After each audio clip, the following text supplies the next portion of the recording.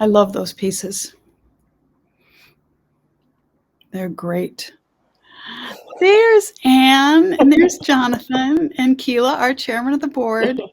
That's like great, really great. And you're going to do it in 2022, right? Again. Well, we're planning to not those pieces, but a piece actually that's been supported by the AHS grants program. Excited about that. So just so that our listening audience knows, you did not have any, there were no hiccups in this performance. It was flawless. That was a buffering issue for having all of us online and having this play through this platform. So the original is just smooth as silk, and it sounded great and looked even better. So thanks. Thank you. Thank you. I was thinking of the last line of the play that the piece is like inspired by, which ends with a line, "Excuse the many mistakes." Does not, yes, and the footnote that says does not apply in this situation. That's what that says. So I really am curious, and I think that everybody who may be watching and people who will watch this on YouTube, you both have been presidents of your professional organizations. How do you do that? Make sure that someone like you is the president next in charge.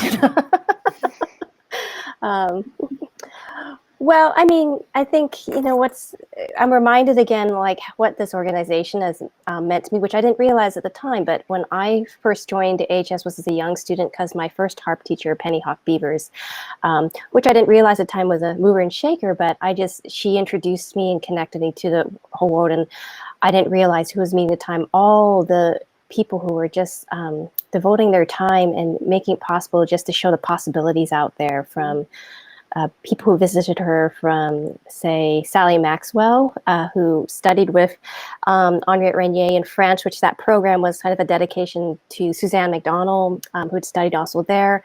So this France and American-U.S. connection. And then also Jack Nebergall, who did, and just Jane Weidensaw, who was the editor of the American Harp Journal. So it was just, at that time as a young person, I didn't realize until much later, like, how fortunate it was just to have had the opportunity to meet these people and to have better appreciate, what they had done, what they're doing, and what we can give forward. So yeah. It's very true. It's very true. A lot of people have mentioned today their first national event experience. And it's been really interesting to hear everybody talk about that, because it varies for each person what they were doing and why they were there.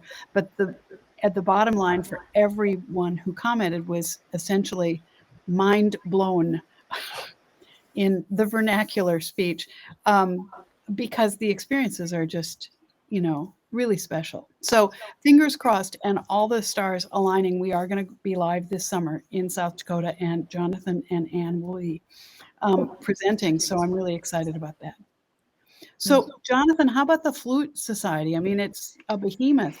It makes us look like a walk in the park, Well, I don't know about that. I think any of this kind of service requires an amazing amount of work. But, I was thinking of, as Anne was talking about my own path within this, and I realized that, my undergraduate teacher was one of the co-founders of the National Flute Association. His name's Wally Kujala. Mm-hmm. And then my graduate teacher was a president right before I studied with her. And so I think there's just, there's some kind of just, whether it's osmosis or just, you see your teachers and your mentors serving, and it becomes a calling. And in fact, Wally Kujala's students, I don't have the number directly in my head, but I mean, these are people that are positioned in the Seattle Symphony, the Rochester Philharmonic, obviously University of Illinois, University of Nebraska, University of Idaho. They've all been former presidents and former students of his in the last 15, 20 years. And I think, and Wally was in the Chicago Symphony, of course, which also says something, that you have somebody playing in an orchestra like that just really was that committed to the flute. And I think it really just kind of is something that we all kind of felt as both an honor and something that we needed to carry on behalf of our dear teachers. Yeah. I think that's absolutely, I love the way you said that, where it becomes part of your culture when you see it in your teachers or, in the people that you work with.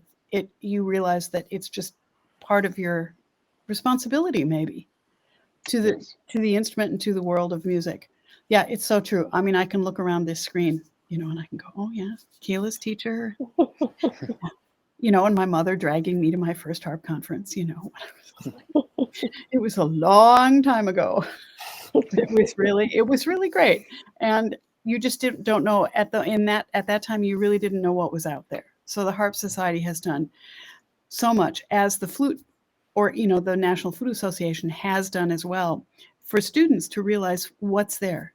Otherwise, they would never come into contact with these resources. And, it would only be at a distance, and it would only be, in one dimension in a magazine. But to see these people and hear them play live, and to just see them trying instruments and talking about strings and what they use and how they do this and what happens, and it's invaluable. So, yeah, I love it.